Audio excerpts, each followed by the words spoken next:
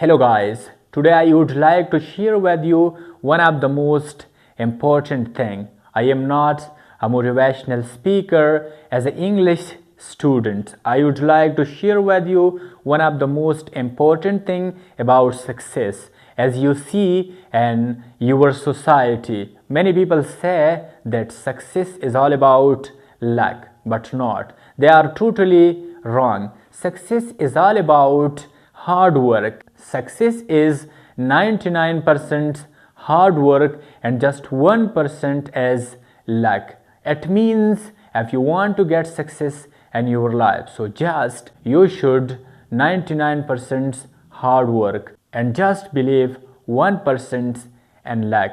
ګرانو کتونکو لکه څنګه چې تاسو ته معلومه ده زه یو موټیویشنل سپیکر نه یم به حیثیت د انګلیش یو سټوډنټ. زیات خلک وایي چې کامیابي چې کومه ده دا ټول د قسمت کار دی، دا ټوله د قسمت لوبه ده، خو نه دغه ټول غلط دی.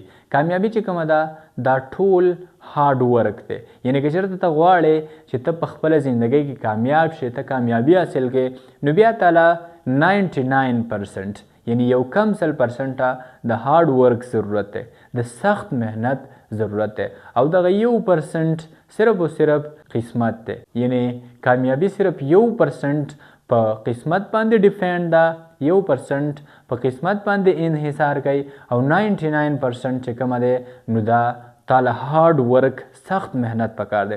نو ګرانو کتونکو که چېرته تاسو غواړئ چې تاسو په خپله زندګۍ کې کامیاب شئ، فار ایگزامپل تاسو په فارن کنټري کې یعنی تاسو په بل کنټري کې، پاکستان کې، دوبۍ کې، یورپ کنټري کې، او تاسو دلته یو سکیل زده کول غواړئ، یو هنر زده کول غواړئ، او تاسو غواړئ چې مونږ په دې هنر کې په دې سکیل کې کامیاب شو، نو بیا تاسو له 99% د هارد ورک ضرورت دی، او صرف 1% تاسو قسمت دی. دغسې که چېرته تاسو یو سټوډنټ هستئ او تاسو غواړئ چې مونږ دې کامیاب شو، مونږ دې فرسټ پوزیشن په کلاس کې واخلو، یا زه دې یو کامیاب انسان په زندګۍ کې جوړ شم، دغسې نور یو فیلډ وي او تاسو په هغې کې کامیابي حاصلول غواړئ، نو صرف او صرف بیا تاسو ته د هارد ورک ضرورت دی.